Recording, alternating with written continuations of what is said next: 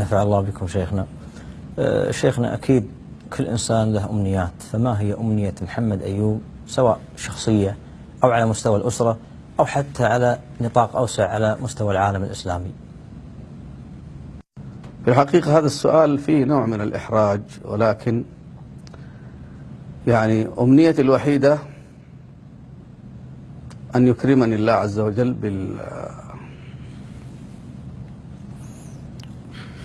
نعم شيخنا، بالعودة إلى الحرم النبوي الشريف لإمامة المصلين مرة أخرى قبل أن ألقى الله عز وجل.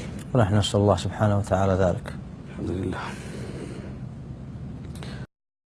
الرحمن علم القرآن خلق الإنسان علمه البيان.